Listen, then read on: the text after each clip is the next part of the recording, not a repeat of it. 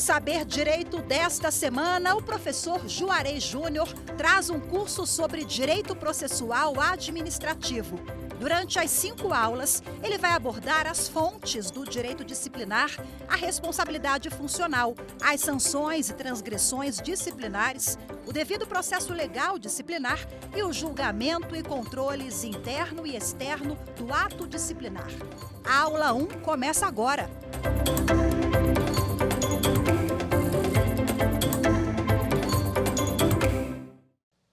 Olá, minhas amigas, meus amigos, sejam muito bem-vindas e bem-vindos ao Saber Direito. Eu sou o professor Juarez Júnior e vou conversar com vocês hoje aqui sobre os temas do controle disciplinar interno da administração pública.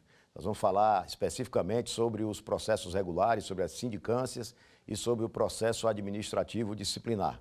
Esse trabalho nós vamos desenvolver ao longo de alguns encontros nossos aqui e esses encontros a gente vai evoluir desde a matéria do tema até as relações processuais, as incidências dessa relação processual com outras áreas do direito e aí a gente vai conseguir evoluir a partir disso.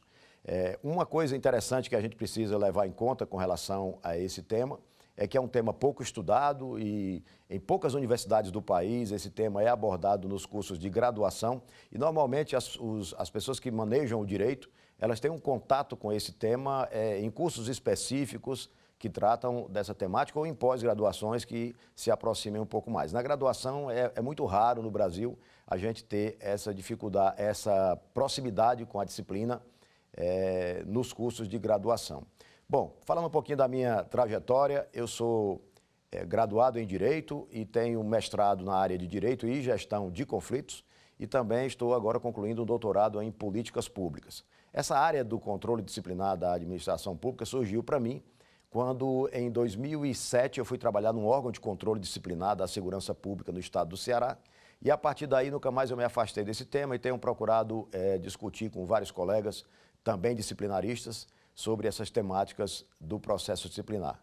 Vai ser uma oportunidade que nós teremos aqui de conversar sobre esses temas, que são temas muito caros, tanto para as pessoas que já estão no serviço público, quanto para aquelas pessoas que manejam o direito e trabalham no cenário dessas sindicâncias e desses processos administrativos disciplinares. Para o pessoal que está se preparando para concurso também, isso é muito importante, não só pelo fato de que alguma matéria dessa é abordada nas provas de seleção dos concursos, como especialmente para o desenvolvimento da vida profissional do indivíduo, quando ele chega lá e ele está dentro do serviço público e passa a ter responsabilidades administrativas disciplinares. E aí é muito bom conhecer esse tema, porque poderão integrar comissões de processo disciplinar ou poderão estar envolvidos de alguma forma em algum processo disciplinar e é muito bom que tenha conhecimento do que está acontecendo, que cenário é esse. E aí a gente vai ter a oportunidade de conversar com vocês sobre esses temas, tá? A gente vai discutir ao longo dos blocos que vamos desenvolver aqui os temas do processo disciplinar e eles vão avançando à medida em que a gente vai discutindo, se aprimorando ainda mais em cada um desses temas. Para o momento especial de agora, nós vamos conversar sobre as fontes do direito disciplinar. Então nós vamos entender por que esse direito, de onde é que esse direito se origina, qual é a objetividade desse direito. E aí a gente não pode avançar sem conhecer esses fundamentos, sem conhecer aonde o direito disciplinar se propõe a trabalhar, qual é a objetividade desse ramo do direito, e aí a gente vai conseguir, com certeza, conciliar todo esse conteúdo jurídico com a prática, com a atividade funcional de cada um dos servidores, e a gente vai, com certeza, avançar bastante nesses temas. Quando nós vamos trabalhar o tema do controle disciplinar da administração pública, o importante é a gente lembrar que como existem várias carreiras no serviço público, essas várias carreiras no serviço público elas são completadas por servidores que nem sempre têm formação jurídica. Então, uma das coisas especiais com relação ao processo disciplinar é o formalismo moderado e a linguagem simples. Então, eu vou tentar falar aqui ao longo dos nossos encontros sobre esse tema, que é um tema do direito, mas eu vou tentar falar numa linguagem muito simples, muito acessível, para que as pessoas que estão assistindo também, que não têm formação jurídica, consigam acompanhar os temas que a gente vai discutir aqui, porque, como eu disse, nem sempre o controle disciplinar é manejado por pessoas que têm conhecimento sobre o direito para manejar esses temas. Esse trabalho nós vamos desenvolver de uma forma bem específica. Vamos trabalhar ao longo desses dias e vamos avançando para que a gente tenha realmente a qualidade do conhecimento e, ao final, a gente consiga entender esse universo do controle disciplinar interno da administração pública. E uma das coisas importantes que a gente tem que começar a trabalhar, antes mesmo de entrar no conteúdo específico do tema, é a objetividade desse ambiente. Qual é a objetividade do direito disciplinar? Por que ele acontece? Por que ele existe? Qual é a finalidade desse direito disciplinar? Então, a gente vai conversar sobre isso, já pontuando, por exemplo, qual é a origem do direito disciplinar, de onde é que ele origina. Então, eu vou tentar passar para vocês aqui como é que esse direito disciplinar se originou e de onde é que ele surge e qual é o objetivo dele e onde ele pretende chegar. Quando nós trabalhamos o direito disciplinar, a gente tem que lembrar o seguinte: a estruturação da administração, quando ela aconteceu, né, na evolução social, quando o Estado se organizou e aí os normativos administrativos começaram a surgir e a administração passou a ter uma visão técnica da sua dinâmica, o principal poder que surgiu para o exercício dessa atividade foi o poder hierárquico. O poder hierárquico é aquele poder de estratificação de mando. É aquela ideia de que quem manda, o que manda, para quem manda, né? Então, essa estratificação de mando, ela está situada dentro do ambiente do poder hierárquico. Mas a gente tem que lembrar o seguinte, que toda vez que a gente tem uma determinada função administrativa como essa, que é oriunda do poder hierárquico, a gente precisa ter efetividade desse poder hierárquico. E aí surge o poder disciplinar. O poder disciplinar, ele nada mais é do que uma decorrência do poder hierárquico que serve como um instrumento para dar efetividade ao poder hierárquico. O poder disciplinar, ele surge para dar efetividade ao poder hierárquico. Imagina que você tenha poder hierárquico para estratificar o mando e você não dispõe de nenhum mecanismo que faça com que esse poder hierárquico tenha efetividade. Então ficaria uma coisa no vazio, né? Não necessariamente as pessoas sujeitas a esse poder hierárquico iriam atender a esses comandos, a esses mandos, né, da administração. Então, o poder disciplinar vem para dar esse controle, né? Se você infringir todo o normativo que foi construído pelo legislador para a dinâmica daquele órgão administrativo, você poderá ser sancionado, poderá ser processado e sancionado.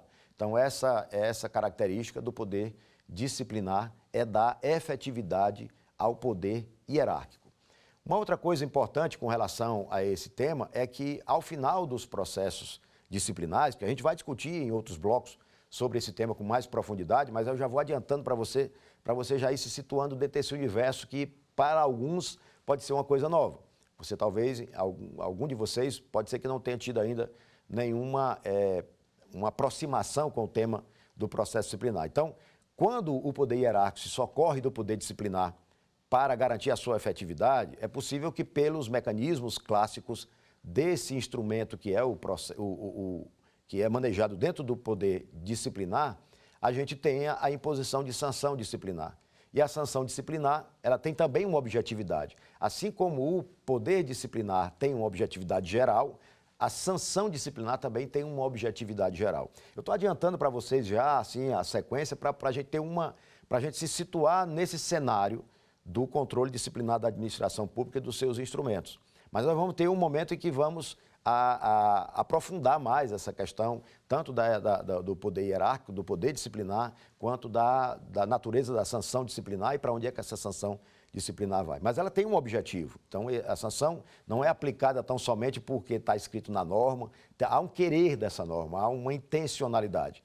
E essa intencionalidade a gente vai trabalhar ao longo desses encontros e vamos avançar, vamos conseguir avançar sobre esses temas e conseguir passar para você uma noção bem mais acurada daquilo que diz respeito ao controle disciplinar da administração pública. Nós vamos, nesse primeiro encontro, nós vamos conversar sobre as fontes do direito disciplinar. Nós temos que entender de onde é que vem esse direito disciplinar, como é que ele se suporta, qual é a sua base, né, fundamental, de onde é que ele vem exatamente. E aí essa base fundamental, a gente vai avançar nesse estudo para poder situar cada um de vocês nesse tema do direito disciplinar, inclusive com a sua base, com os seus fundamentos, com as suas origens, para a gente saber o que é que nós vamos trabalhar com certeza.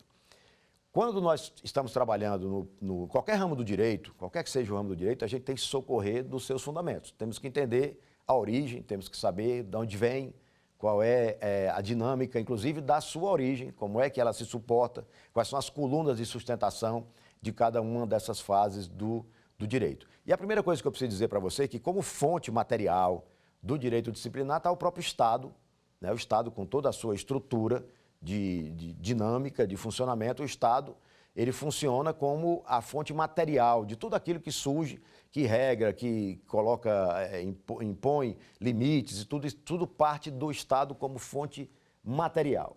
E aí a fonte processual, as fontes que são as fontes que vão fazer com que a gente trabalhe realmente o tema do processo disciplinar, são as fontes que nós conhecemos como a Constituição Federal, as leis ordinárias, as leis complementares, as leis ordinárias, aí vem para os normativos internos da administração pública, como é o caso dos decretos, das portarias, das diretrizes. Tudo isso constitui fonte processual, né? Fonte processual para o processo disciplinar, para o direito disciplinar, como fonte processual, fonte adjetiva, vamos dizer assim, né? Para o pessoal do direito também não sentir falta de um termo mais apropriado para o direito. Então, a fonte adjetiva são as fontes que trabalham principalmente os processos. Não deixando de lembrar que nessas fontes adjetivas também tem conteúdo material, tem também normativos que regulam a funcionalidade, não só a parte processual, mas a regularidade também está contida nesses normativos que cuidam da parte processual do controle disciplinar da administração. E aí, um aspecto interessante que a gente precisa trabalhar é com relação aos princípios. Quais são os princípios da administração, quais são os princípios que regem a administração e por que é que eles têm efetividade, como é que eles trabalham.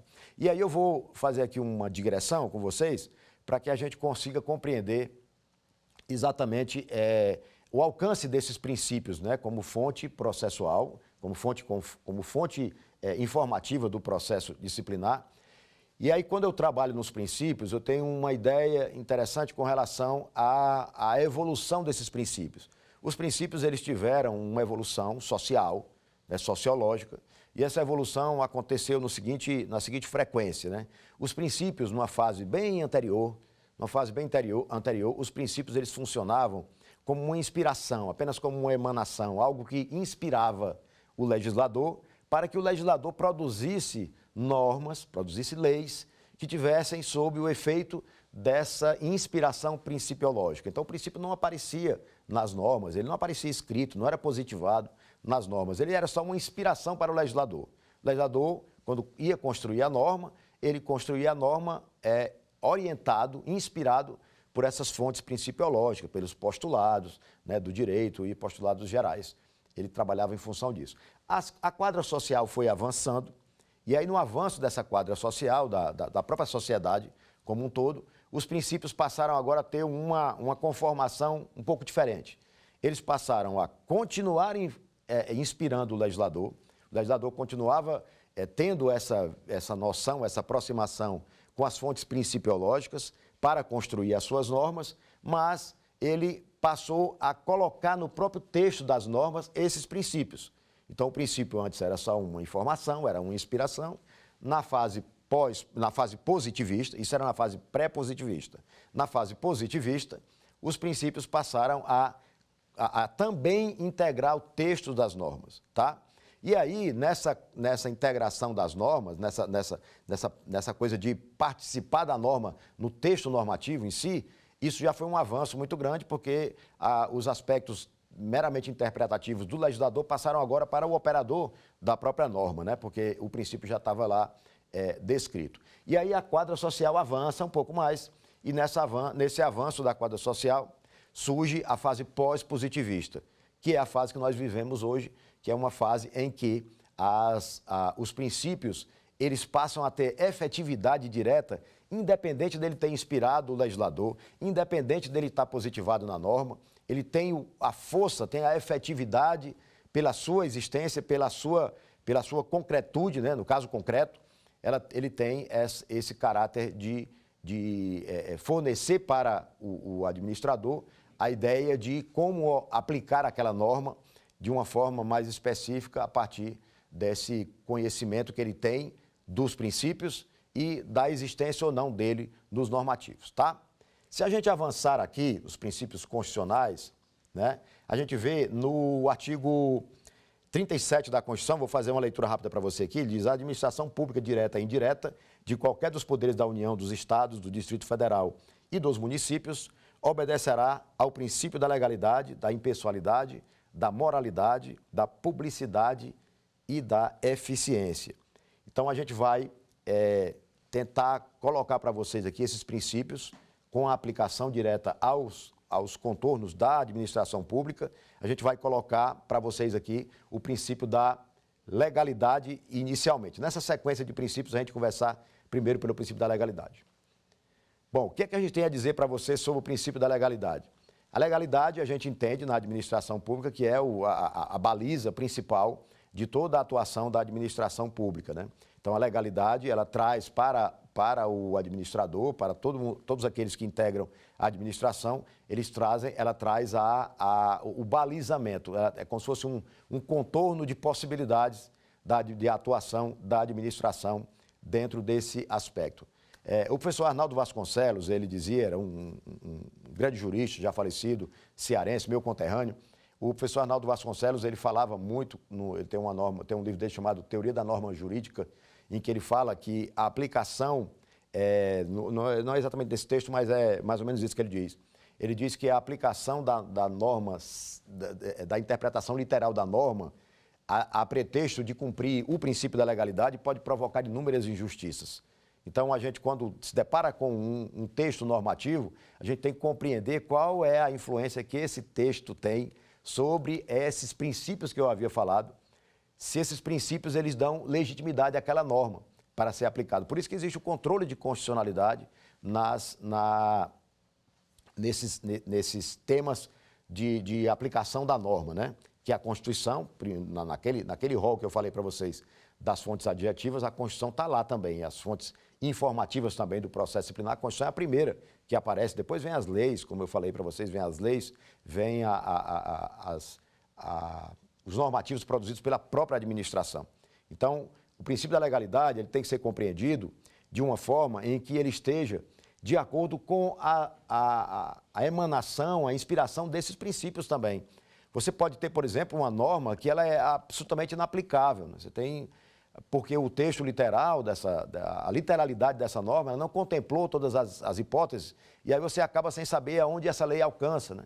Que é o professor José Armando da Costa fala muito disso quando ele fala de massa de incidência das normas, né? Quando ele diz que uma norma, um texto normativo, ele pode alcançar mais do que a sua literalidade, sob as influências dos princípios, ou ele pode alcançar menos que a sua literalidade, também por influência desses princípios. Então, a lei, ela está lá, o texto da lei, mas ela não necessariamente, a aplicação dela é rigorosamente o seu texto, né? Quando nós estamos tratando de processo disciplinar, a gente tem só que se lembrar que essa massa de incidência das normas, essa modulação da norma, né, em função dos princípios, ela nunca pode acontecer quando nós estamos trabalhando as restrições de direito, né? Quando eu tenho restrições de direito, eu não posso ficar modulando essa temática. Mas quando eu estou falando de ampliação de direitos, é possível, sob a influência desses princípios, a gente fazer uma modulação e a norma alcançar mais do que a sua literalidade ou alcançar menos do que a sua literalidade, tá bom? E aí a gente vai passar agora para conversar com vocês sobre o princípio da impessoalidade. Logo na sequência, né? Até tem aquela sequenciazinha que o pessoal dos concursos gosta muito, que é o LIMP, né? Legalidade, impessoalidade, moralidade, publicidade e eficiência. Então, vamos nessa sequência que eu acho que fica mais interessante para a gente trabalhar. A impessoalidade é um princípio que diz muito a respeito à atuação do controle da disciplina, né, interna da administração pública, porque a impessoalidade ela tem dois caráteres interessantes. Ela tem que ter um registro na sua origem, a impessoalidade originária, e também no destinatário, a impessoalidade destinatária. Então, quando o agente público, né, trabalha, quando ele está lá executando a sua tarefa, é um ser humano, obviamente que é um ser humano, mas ele está fazendo tudo aquilo em função da atribuição do seu cargo. Por isso que nós temos a substituição, né? Alguém entra de férias no serviço público, esse alguém sai, humanamente sai, vem um outro humano e assume as mesmas atribuições daquele que entrou de férias e a vida segue. Então, essa impessoalidade, por quê? Porque os atos são produzidos por uma pessoa, obviamente, mas em função das atribuições do cargo. Então, a impessoalidade originária se registra aí. E a impessoalidade destinatária é que esse ato produzido, ele tem que alcançar a todos em iguais condições legais, mas variando de acordo com cada caso, obviamente, porque o princípio da igualdade, né, ele não trata todos iguais, até porque se a gente tratar todo mundo igual, a gente não vai ter um resultado igualitário. A gente só tem um resultado igualitário se a gente tratar todos desigualmente na medida das suas diferenças, das suas desigualdades. Para, ao final, você ter um resultado igualitário. Então, essa impessoalidade, ela registra isso, né? Você precisa trabalhar, por exemplo, e aí os princípios eles ficam se socorrendo um do outro para ganhar dimensão maior ou menor. A impessoalidade, no tema do processo disciplinar, ela é aferida quando eu estou trabalhando na publicidade, que é o próximo, que é um dos princípios que eu vou falar aqui um pouco mais adiante. Né? A publicidade vai dar transparência para que haja um controle da impessoalidade, para saber se aquele servidor público está agindo com impessoalidade mesmo, se ele é capaz de agir com impessoalidade. Imagina um ato administrativo produzido por um indivíduo, pelas atribuições do seu cargo, direcionado para um familiar seu direto com algumas regalias, por exemplo. Quando esse ato entra no princípio da publicidade, o controle social vai mostrar que aquele indivíduo não podia produzir aquele ato, porque aquela pessoa, que era o destinatário do ato, é uma pessoa próxima a ele e ali teve conteúdo discricionário e ele favoreceu, por exemplo. O controle ocorre nesse manejo desses princípios, ok? Então, a gente vai avançar nesses princípios agora e aí a gente vai falar da moralidade. A moralidade é a base social dos atos administrativos. Então, a moralidade ela está ali no centro de toda a discussão, porque não basta que os atos sejam legais, impessoais, nem que eles sejam publicados, né, publicizados, e também que eles sejam eficientes. É importante que a moralidade, e aí tem até uma coisa que às vezes eu gosto de levar para os meus alunos, que não é à toa que ela está no meio ali dessa sigla, do LIMP, né? Está bem no meio, como se ela fosse uma coluna de sustentação ao centro. Né? Então, a moralidade, a sociedade espera que os atos administrativos produzidos pelas autoridades sejam atos desprovidos de interesses, desprovidos de vantagens pessoais, desprovidos de improbidade, sejam atos legítimos, verdadeiros, né? Praticados na direção do interesse comum. Isso é um aspecto interessante que a gente precisa trabalhar, né? E aí, a gente volta aqui para o princípio da publicidade, né? Vai para o princípio da publicidade. O princípio da publicidade trata sobre a divulgação ampla dos atos administrativos, né, para que a sociedade exerça realmente o controle. E no processo disciplinar, que é o nosso tema específico aqui, a publicidade ela fala muito alto, ela fala bem alto, principalmente com os normativos mais modernos que nós temos, como é o caso da Lei de Acesso à Informação, né? A publicidade fala muito alto no processo disciplinar, principalmente na sua instauração, que é o momento que a gente vai falar, e vai ter um momento para a gente falar exatamente sobre isso, na instauração, mas eu já posso dar uma adiantada para vocês aqui, que é o momento em que você define a comissão processante, você delimita o raio apuratório, né? E aí, esse momento do processo disciplinar precisa de publicidade, porque justamente nessa hora há um controle social desse ato para saber se aquela comissão tem legitimidade para processar aquele servidor, né? Ou se há algum vício ali, né, de impedimento, de suspeição, algo dessa natureza, que a gente vai se aprofundar no momento oportuno. Eu estou já adiantando porque as nossas conversas aqui, elas não conseguem ser exatamente separadas em módulo. Eu tentei criar aqui alguns módulos, mas só que a gente vai precisar ficar sempre se socorrendo de um conceito, e às vezes é um conceito que eu nem falei ainda, mas eu vou me aprofundar mais adiante. Então, a publicidade, ela também, além desse início da instauração do processo disciplinar, ela fala mais alto, e ela fala mais alto também quando eu publico o resultado de todo o processamento, né? Durante o processo, há uma mitigação em alguns pontos, principalmente quando eu estou em órgãos de estratégia, como órgãos de segurança pública ou de defesa nacional, algo dessa natureza, a gente tem que ter uma certa restrição, e aí ela continua sendo publicizada, os termos são publicizados, mas para um universo mais restrito. Mas o ponto inicial, que é da instauração, e o ponto final, que é o do resultado do processo, eles têm publicação ampla e a gente fica sabendo realmente o que aconteceu durante todos esses processos que são conduzidos. E aí a gente fala, por último, desses princípios da Constituição, a gente fala, por último, da eficiência. Há uma confusãozinha que a gente faz, vez por outra, aí, do princípio da eficiência com a eficácia. A eficácia está muito mais voltada para o resultado. E a eficiência, não. A eficiência está voltada para o desenvolvimento da atividade.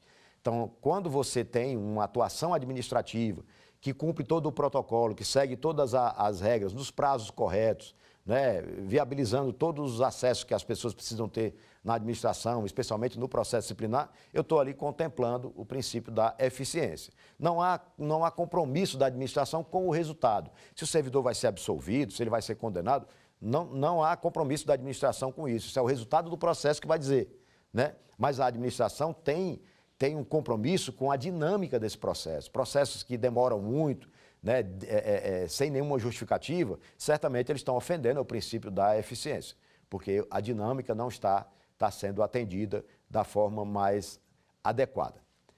Então, nesse conjunto, nesse bloco dos princípios da Constituição, a gente já tem uma noção bem mais aproximada de como é que é tratado esse tema sobre os aspectos principiológicos. Mas aí vem os princípios gerais do direito, que são princípios de espectro mais valorativo, mais amplo, né, que alcançam também as normas disciplinares e também os princípios gerais do direito.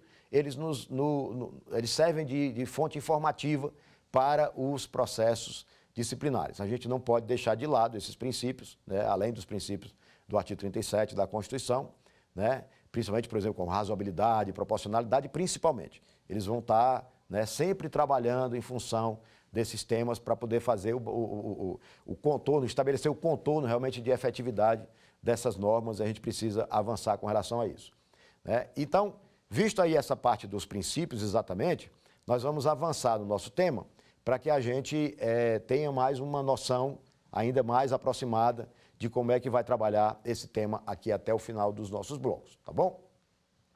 Deixa eu ver o que a gente vai falar agora. Vamos falar um pouco sobre autotutela, né, que também tem uma correlação direta com os atos da administração pública. O que significa autotutela? Significa que a administração pode rever os seus atos, né, ela pode rever o ato produzido, né, ela pode revogar um ato administrativo produzido quando há algum vício de proporcionalidade ou de razoabilidade e ele foi construído por aspectos discricionários, né, aquele aspecto em que a administração tem uma margem de atuação e aí o ato não foi bem construído, é possível que a administração revogue esses atos. Ou então a administração poderá anular os seus atos quando esses atos são produzidos contrariando lei, contrariando uma norma, né, já descrita, positivada, e aí o ato foi, ao arrepio dessa norma, ele foi produzido a si mesmo, então a administração pode anular esse ato. Veja que a anulação tem a ver com os atos produzidos vinculados às leis, e a revogação tem a ver com os atos que são produzidos por discricionariedade, né? E aí há uma discussão se a administração pode ou se ela deve anular os seus atos viciados, né, com ofensas aos normativos. A meu ver, quando o ato tem um vício legal, quando há uma distorção desse ato sob o ponto de vista legal, a minha compreensão é de que a administração deve anular esse ato. Ela não tem a faculdade de anular. Quando é uma desproporção na discricionariedade, por exemplo, ela pode revogar o ato, mas quando nós estamos tratando de anulação, a meu ver, isso aí devia acontecer de forma compulsória, obrigatória, para a administração rever esse ato. Deixa eu ver aqui o que a gente vai falar mais adiante. Vamos falar sobre a continuidade, né? A manutenção ininterrupta do serviço público. A continuidade é justamente a administração, ela tem que continuar a prestação de serviço. Eu havia falado aqui no início do bloco, tinha falado que há essa transferência de atribuição quando você precisa se ausentar da atividade administrativa. Isso é para dar suporte justamente à continuidade. O órgão não pode parar porque fulano entrou de greve, não, entrou de férias, né, ou então adoeceu, algo dessa natureza, e aí o órgão parou, porque aquela pessoa não está lá. Isso não atende a essa continuidade. A presunção de legitimidade, ela diz respeito à administração, quando produz os seus atos, esses atos eles têm eles têm uma aceitação, uma receptividade imediata. Então, os atos praticados pela administração têm presunção de legitimidade. Então, mesmo que o ato lhe pareça estranho, pareça algo que não seja tão voltado para o interesse público, enquanto ele não for discutido no judiciário, esse ato tem presunção de legitimidade. Então, os atos administrativos, eles têm essa presunção de legitimidade, né? Eu havia falado para vocês sobre discricionariedade, mas a discricionariedade é preciso a gente voltar um pouco aqui para poder pontuar um pouco mais, né? A discricionariedade é a margem que a administração tem para atuar dentro de limites maiores, né? E esses limites estão balizados pela oportunidade e pela conveniência, né? Conveniente e oportuno a produção do ato, o ato será produzido, com certeza. Mas essa discricionariedade, ela não é uma discricionariedade porque você quer, né? Você não quer ser discricionário. Você é discricionário porque a própria lei, ela estabeleceu que para a atuação em determinados setores, em determinados ambientes, a administração dispõe de uma margem de discricionariedade. Eu não sou discricionário porque eu amanheci o dia, hoje eu vou ser discricionário, vou fazer as coisas agora do jeito que eu pensar, do jeito que eu achar correto, não. Eu tenho que recorrer para saber se para a atuação a lei me conferiu a discricionariedade. Se ela não tiver me conferido, eu não tenho como atuar de forma discricionária, tá? E aí, esses princípios gerais do direito e esses últimos que eu falei para vocês, né, da autotutela, da discricionariedade, da legitimidade, dos atos, isso aí tudo constitui a informação do nosso tema para que a gente vá avançando ainda mais nessa atuação do controle disciplinar da administração pública, né?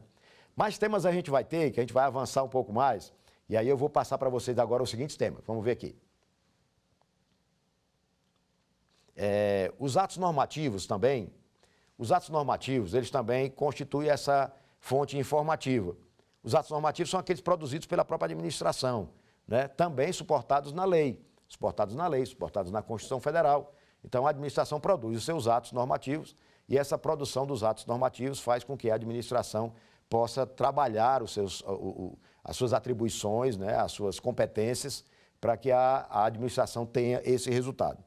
Tem uma crítica que se faz, né? Se a praxe administrativa, ela funciona como uma fonte informativa do direito disciplinar. Eu, particularmente, eu não concordo com a praxe funcionando como uma fonte informativa do direito disciplinar, porque a praxe é algo que a gente não sabe exatamente qual é a origem, né? Qual foi a intencionalidade, ninguém sabe quem produziu essa rotina dentro da administração. Imagina que existe uma rotina da administração que todo mundo trabalha de terno, mas não tem nada escrito em lugar nenhum que é para trabalhar de terno. Aí um dia um servidor resolve vir com a camisa de manga curta, e aí o chefe chama a atenção desse servidor, porque ele veio com a camisa de manga curta e ele sabe que tem uma praxe administrativa, que é todo mundo trabalhar de terno. E aí esse servidor poderia ser processado disciplinarmente porque descumpriu uma praxe administrativa? A meu ver, não, porque isso aí seria uma insegurança jurídica muito grande, porque não se sabe sequer quem foi que inaugurou essa praxe administrativa e qual era a intencionalidade de se trabalhar essa praxe administrativa, tá bom? Vamos conceituar agora o ato administrativo disciplinar e a sua estrutura jurídica, tá? Importante a gente ver a estrutura jurídica do ato disciplinar para que a gente avance. Os elementos desse ato disciplinar, eu coloquei aqui três elementos que são interessantes. O primeiro é o objeto do ato disciplinar. O ato disciplinar, o objeto dele, é o conteúdo desse ato, é exatamente o que ele descreve. Entenda que ato é aquilo que a administração produz ao final do processo disciplinar. O ato administrativo que nós estamos falando é o ato administrativo, especialmente o ato de sancionar ou não o servidor. Independente de ter um ato administrativo também na instauração, que a gente vai falar especificamente quando formos falar de instauração. Mas o objeto é exatamente isso, é o conteúdo do próprio ato disciplinar. E aí eu tenho uma forma.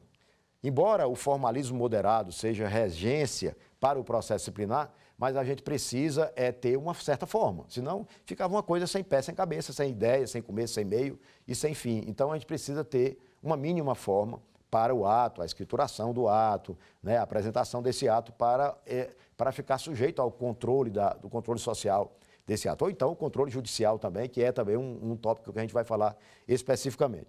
E o outro é o motivo, né, o qual expressa as razões de fato e de direito que deflagraram esse ato. Por que você produziu esse ato? Tudo isso, se não for atendido, você tem aí uma possibilidade de controle pela via interna ou de controle pela via externa pelo judiciário, que também são aspectos que a gente vai falar com mais atenção, né? E o fim desse tema, que é o fundamento da própria administração pública, que é a preservação do interesse dos cidadãos. Tudo isso chega nesse aspecto. E aí eu vou falar para vocês agora um pouco sobre os atributos, né? Os atributos do processo disciplinar. Nós temos primeiro a presunção de legalidade, que eu já havia falado lá naquela legitimidade, se parece muito um com o outro, né? A presunção de legalidade é que o ato administrativo, enquanto não questionado, ele tem força, ele funciona, já começa a produzir efeitos, enquanto não for questionado. Se não for questionado nenhuma vez, vai ficar com validade até que isso aconteça. A autoexecutoriedade, ela indica que o ato administrativo, disciplinar, especificamente aqui no nosso tema, quando ele é produzido, ele não precisa de uma chancela de um poder a mais para dar validade. Ele não fica em stand-by aguardando que o judiciário diga que aquele ato pode entrar em vigência. Ele é autoexecutório. Então, quando ele é produzido, ele é publicado, ele passa a ter executoriedade a partir da data que ele descreve. Se é na data da publicação, ou então estabelece um prazo, mas esse prazo é uma conveniência da administração, às vezes é algo que precisa de um ajuste, uma adaptação, algo dessa natureza. Então, a administração tem essa faculdade de estabelecer prazos para a validade. Mas, na hora que publica o ato, assim que publica o ato, ele não carece de nenhuma chancela, de nenhum poder para ter validade. A imperatividade do ato disciplinar, ele precisa ser cumprido quando você aplica uma sanção disciplinar a um servidor, essa sanção tem que ser cumprida. Eu queria falar um pouco para vocês aqui sobre a razoabilidade, que ela está acompanhando o tempo todo a produção desses atos, está acompanhando o tempo todo a condução desses processos pelas comissões processantes, né, que é a razoabilidade, é uma harmonia entre a lei, né, e a medida administrativa, o fim. Então, a razoabilidade está nessa frequência. Toda vez que nós tivermos um ato administrativo, a gente tem que compreender se ele guarda esses aspectos de razoabilidade. E também os aspectos de proporcionalidade, né, que é o da adequação, da necessidade e da proporcionalidade estrita. Esse ato é adequado, ele é adequado para produzir esses efeitos, ele era necessário para produzir esses efeitos, né? Ele está nas dimensões adequadas para trabalhar. Isso aí, toda vez que a gente está trabalhando processo disciplinar, eu estou falando disciplinar porque é o específico do nosso tema, mas cabe para qualquer área do direito, né? A razoabilidade e a proporcionalidade estão sempre dando um recado para a gente do que é que a gente tem que trabalhar.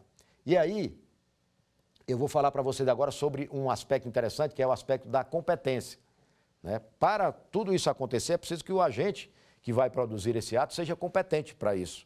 E o vício de competência, ele, em alguns momentos, ele pode desmontar toda a estrutura processual, porque se, por acaso, esse vício de competência afeta fundamentalmente a produção do ato desde a sua origem, não tem como prosperar e acaba se desconstruindo esse ato. Normalmente, o vício de competência ele ocorre com a antecipação ilegal de competência, ou com a prorrogação ilegal de competência, ou então com a ausência mesmo da competência, né? Quando ocorre a ausência, o indivíduo produz um ato administrativo e ele não tem nenhuma...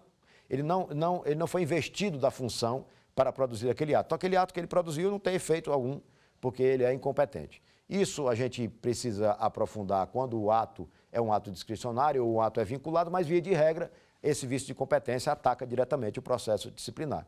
A antecipação de competência ocorre quando o indivíduo tem, assim, falando de uma forma bem mais simples, digamos que o indivíduo foi só sondado pela autoridade nomeadora para um determinado cargo, aí ele acha que ali já é o suficiente, já vai lá para a repartição, já começa a produzir atos. É o que a gente chama de antecipação ilegal de competência, né? Se eventualmente ele não for efetivado naquele cargo e ele não puder convalidar os atos que ele produziu enquanto era incompetente, aqueles atos serão todos perdidos e aí você não tem como avançar.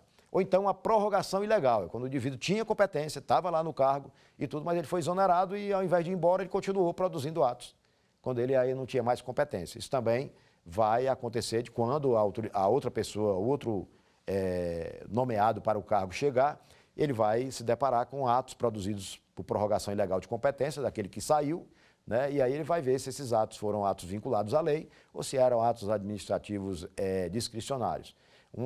Os vinculados à lei, possivelmente ele irá aproveitar, porque ele também teria decidido do mesmo jeito. E se por acaso forem atos discricionários, a tendência é que esses atos sejam todos revogados. Lembra que revogação é quando tem discricionariedade e anulação é quando tem vício de legalidade? Vamos avançar aqui um pouco nos defeitos de forma, né? Nos defeitos de forma. O defeito de forma trata-se de uma estrutura formal mínima necessária para ser efetivado. Quando nós produzimos o ato, esse ato tem que ter um mínimo lógica da sua construção, esse ato administrativo, né, que aparece lá com a sanção disciplinar ofertada para o indivíduo ao final desse processo. Então, quando há defeitos de forma, como por exemplo a não escrituração desse tema, a não descrição da pena imposta, você coloca lá uma pena, mas não descreve, não tipifica, não coloca quais são os artigos do Estatuto do Servidor que foram violados, né, que foi confirmado durante o processo. Então, esses defeitos de forma. Normalmente, os defeitos de forma, eles podem ser reformados, você pode sanar esses erros, né, esses vícios, e aí aproveitar de novo, ele não necessariamente ele vai inviabilizar o processo, tá bom? E aí, defeitos de finalidade, quando, tendo como pressuposto a promoção da regularidade funcional, deve a finalidade estar em harmonia com o interesse público. Toda vez que você tem um ato que ele se desvia do finalismo público, aí você tem um defeito de finalidade. Defeito do objeto, tem-se a punição como objeto do ato. Não pode a autoridade impor sanção disciplinar não prevista no ato normativo. Saiu lá uma sanção de suspensão de 30 dias para o servidor. Não pode a administração aplicar no servidor algo diferente disso, porque ele tem que ser exatamente isso, senão você teria um defeito no objeto. Defeitos de motivo, não pode o ato disciplinar prescindir do seu componente fático. Eu tenho que ter um fato que gerou todo esse processo, e aí, se eu não tenho isso, esse fato, se o processo foi construído sem um fundamento fático, de uma ação, uma conduta praticada pelo servidor, eu tenho aí um defeito no motivo. E aí eu tenho os atos nulos, o ato disciplinar nulo. Quando é que um ato disciplinar nulo? É quando ele está gravemente ferido em algum desses atributos, desses elementos que eu falei para vocês aí. Então, se há ofensa a isso, é possível que a gente tenha aí um ato nulo. E o ato anulável é aquele ato que tem ofensas a alguns elementos ou atributos, mas são ofensas que têm a possibilidade de você sanear isso tudo e aproveitar o ato, nem que seja de alguma etapa em diante. Então, ele é anulável, mas não necessariamente será nulo. E aí, quando ele é aproveitado, eu tenho aqui a ratificação daquele ato, daquela sequência processual, eu tenho a ratificação justamente quando eu faço o saneamento desses atos. Bom, vou conversar com vocês agora, assim, porque trata da matéria substantiva ainda, do início do nosso tema, mas de uma forma bem superficial, vou falar superficialmente, porque mais adiante a gente vai falar com mais profundidade sobre esse tema, que é o tema da prescrição disciplinar. A prescrição disciplinar, que é uma matéria de ordem pública, ela é um momento em que a administração não pode mais efetivar o seu poder punitivo, porque decorrido um prazo previsto na lei, previsto na norma, a administração não diligenciou o suficiente para que essa atuação do servidor fosse reprimida, por exemplo. Então, quando isso acontece, é preciso, por uma questão de segurança jurídica, que em algum momento o indivíduo tenha se cristalize a situação dele, mesmo que ele não tenha uma decisão administrativa dizendo o que é que vai acontecer com ele, qual é a sanção disciplinar a ele que será aplicada, tá? Então, a gente tem que ter cuidado com isso no tema da prescrição, a gente tem que ter cuidado com isso, por quê? Porque a instauração do processo disciplinar, ela é, por natureza, desassossegadora para o indivíduo. Por isso que é preciso a gente ter muito cuidado no que diz respeito à justa causa para a instauração, que a gente vai falar disso. A gente não pode instaurar processo disciplinar assim, sair distribuindo processo disciplinar por qualquer coisa, porque cada vez que a gente faz isso, a gente produz um desassossego dentro da administração, protagonizado pelos indivíduos que estão respondendo esse processo. E aí você já começa a ter ofensa ao princípio da eficiência, porque você imagina, um servidor que está num guichê de uma repartição, respondendo a um processo disciplinar, ele não tem a mesma disposição, a mesma disponibilidade para exercer a sua atividade. Professor Juarez, está dizendo que a gente não deve processar os servidores porque causaria esse prejuízo? Não, não estou dizendo isso. Eu estou dizendo que a gente precisa processar com responsabilidade. Saber que quando realmente o componente fático, a conduta, o fato praticado pelo servidor, reclama esse processo, eleger bem a via processual para colocar esse indivíduo dentro desse processo e a gente não ter ali uma perda funcional do indivíduo a partir de uma instauração de um processo sem justa causa. O processo disciplinar, ele tem ele prega tanto no indivíduo que às vezes o indivíduo que está respondendo, o servidor público que está respondendo a um processo disciplinar, ele fica praticamente conhecido no ambiente administrativo como aquela pessoa que responde a um processo disciplinar. Então, às vezes, as pessoas não lembram nem o nome da pessoa, mas lembram que é fulano que responde àquele processo disciplinar. Ele ganha essa identidade. E, às vezes, mesmo pelo princípio da eficiência, quando ao final do processo o indivíduo é absolvido, a decisão não prega nele como pregou a instauração. Então, mesmo ele sendo absolvido, às vezes não toma muito conhecimento da absolvição e ele vai continuar ad eterno aí sendo conhecido como alguém que responde ou respondeu a um processo disciplinar.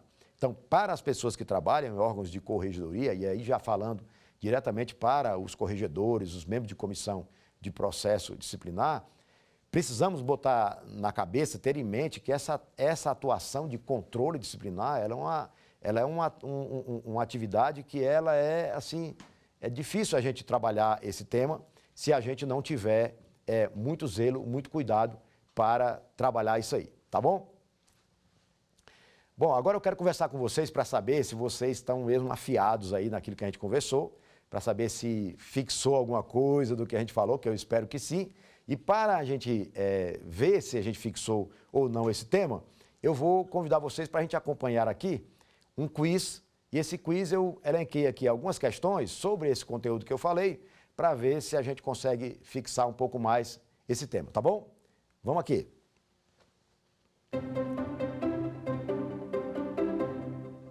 Bom, aqui eu coloquei, dentre as opções, qual delas não representa uma fonte de direito disciplinar? E aí eu coloquei opção A, praxe administrativa, opção B, lei complementar, opção C, Constituição Federal, opção D, Constituição Estadual. Vamos comentar aqui com vocês um pouco sobre esses temas, cada um deles, para ver se a gente chega a uma conclusão de qual é a resposta correta disso aqui, né?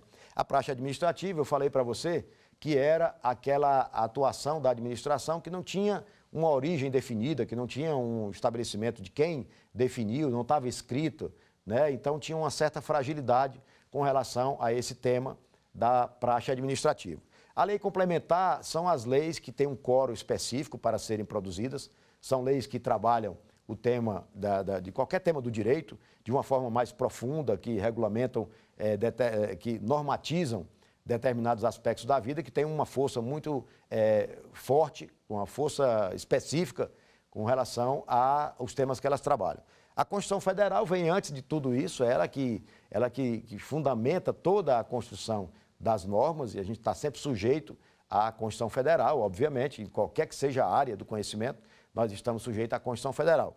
E nós temos as Constituições estaduais, que tratam dos temas dos servidores públicos estaduais também. E aí, nessa cadência, a Constituição Estadual representa para os estados, né, apesar dela também seguir os preceitos da Constituição Federal, ela representa o mesmo fundamento para as leis estaduais, ok? Vamos ver qual é a resposta certa disso aqui? Praxe administrativa. Exatamente o que eu falei para vocês, a praxe administrativa tem muita fragilidade.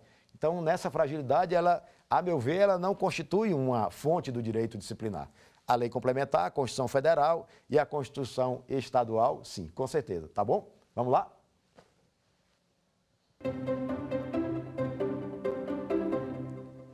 Qual a definição que confirma a utilização dos princípios na fase pós-positivista? Ó, pós-positivista. Letra A. Os princípios servem apenas como inspiração ao legislador. Letra B. Os princípios produzem cogência direta, independentemente de estarem descritos nos normativos. Letra C. Os princípios inspiram o legislador, porém só têm efetividade quando positivados nas normas. Letra D. Os princípios não possuem efetividade jurídica. E aí, o que você acha? Qual é a resposta desse quiz? Letra B. Nós falamos que os princípios servem apenas como inspiração ao legislador. Os princípios servem apenas como inspiração ao legislador na fase pré-positivista, é lá atrás, no início de tudo. Nós estamos falando lá no início da questão em fase pós-positivista. Os princípios, vou falar C, depois eu volto aqui para B. Os princípios inspiram o legislador, porém, eles só têm efetividade quando positivados nas normas. Isso não é na fase pós-positivista, isso é na fase positivista. A fase positivista que registra essa construção. A letra D diz, os princípios não possuem efetividade jurídica. Quer dizer, uma negativa da efetividade jurídica dos princípios. Isso a gente trabalhou aqui ao início do bloco, exatamente o contrário, eles têm a efetividade. E aí a letra B, que é a resposta certa, diz o seguinte, os princípios possuem cogência direta, isso na fase pós-positivista. Os princípios possuem cogência direta, independentemente de estarem descritos nos normativos. Exatamente. Eles vão atuar, eles vão ter uma resposta direta para aquele tema que você está tratando, independente de estar na norma, tá bom? Vamos seguir?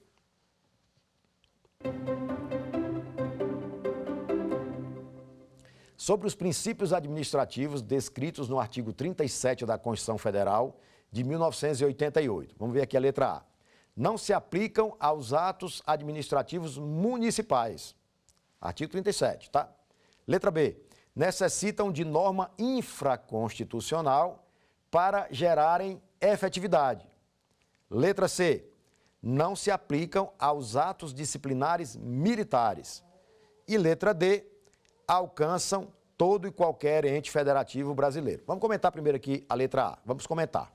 Em seguida, a gente vai perguntar a você mais uma vez qual é a resposta que você acha mais adequada. Não se aplicam aos atos administrativos municipais. Olha, a Constituição é a Constituição Federal. A Constituição Federal e o artigo 37 da Constituição Federal, ela alcança todos os entes da federação. Todos os entes da federação. Então, se ela alcança todos os entes da federação, essa letra A, ela não rima com a pergunta, porque ela diz que não se aplicam. Necessitam de norma infraconstitucional para gerarem efetividade. Ora, nós falamos que os princípios têm aplicação direta. Então, se eles têm aplicação direta, eles não precisam de nenhuma norma infraconstitucional para gerar efetividade, né? Letra C. Não se aplicam aos atos disciplinares militares. Olha, embora os militares tenham normativos próprios, mas todo normativo brasileiro está sob o guarda-chuva da Constituição. Então, todos eles têm que submeter à Constituição. E o artigo 37, que trata dos princípios da administração pública, ele trata não só da administração pública civil, mas também da administração pública militar. Então, segura aí. D. Alcançam todo e qualquer ente federativo brasileiro. Já falei exatamente no começo que alcançam todos, o artigo 37 alcança todos as instituições, os entes federativos, alcançam tudo. Então, já com esse mamãozinho com açúcar que eu passei para você aqui, qual é a resposta? Vamos ver. Letra D. Alcançam todo e qualquer ente federativo brasileiro, né? Esse foi o nosso quiz. Então, vamos lá. Nós vamos, finalizando aqui esse bloco já, né, dizer para vocês do que é que a gente tratou. A gente tratou sobre os fundamentos do processo disciplinar, a gente tratou sobre as fontes do processo disciplinar, trabalhamos ali alguns atributos, alguns elementos desse processo disciplinar, e aí a gente verificou também a aplicação, a cogência dos princípios, e no bloco seguinte a gente vai tratar mais, vamos aprofundar a temática desse processo disciplinar ao longo de todas as nossas abordagens aqui. Então a gente se encontra num outro bloco para tratar de um outro tema, tá bom? Muito obrigado, vamos lá. Quer dar alguma sugestão de tema para os cursos do Saber Direito? Então mande um e-mail para a gente, saberdireito@stf.jus.br. Você também pode estudar pela internet. Acesse o nosso site radioetvjustiça.jus.br ou pode rever as aulas no canal do YouTube, @Rádio e TV Justiça.